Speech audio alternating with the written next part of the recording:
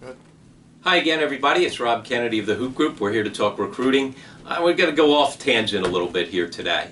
Earlier this week, Louisville self-imposed sanctions on its men's basketball program after allegations were verified of the scandal that went on early this spring. And certainly there were salacious allegations. It was all over ESPN and all over the newspapers, all that.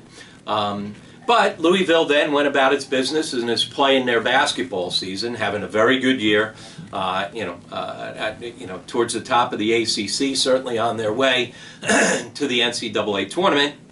And then all of a sudden, their season gets completely sidetracked because they self-impose these sanctions. So that's been a big thing here as of late, where schools want to move on, put this behind us, to be able to, what they want to do is minimize the damage to their program. That's what they do. They don't worry about the kids. You think anybody was worrying about Trey Lewis and Damian Lee, who were senior transfers there for their first and only year at Louisville? These guys who went there to be able to play for Rick Pitino, but went there for an opportunity to play in the NCAA tournament. Do you think anybody at Louisville's, now they'll tell you, oh, they're worried about it.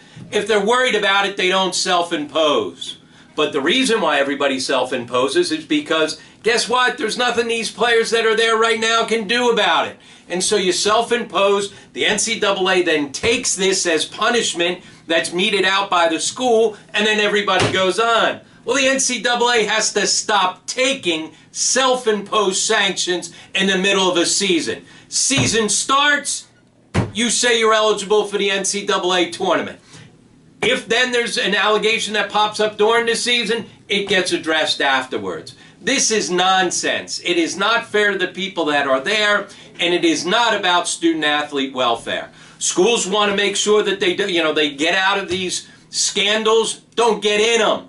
But then if you do, once the season starts, then you don't touch it. It's not fair. We saw Syracuse the year before. We've seen other schools that do this. It's not fair to those kids that are there playing, many of them who had absolutely nothing to do with the violations that incur. But who do we penalize? Do we penalize the coach, the director of compliance? Do we penalize the athletic director? No. We penalize the students. Why?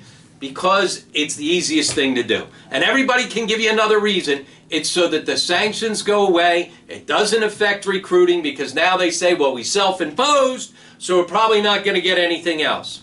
The NCAA has 9 million frickin' rules, most of them that don't make any sense. Well, put a rule in that says you start a season, then you say you're eligible for the NCAA tournament, then your team's going to be eligible for the NCAA tournament. Common sense, not that hard, easy to do, but guess what? They won't do it because they could care less about student athletes at times. Now, certainly there's a lot that they do that is tremendous, and they do have the benefit and interest of student athletes at heart. All right? I'm not one of these people that thinks the NCAA is just all bad. But in this situation, it is another example of them trying to protect their fiefdoms. And let's make sure that it stops. It's an easy solution.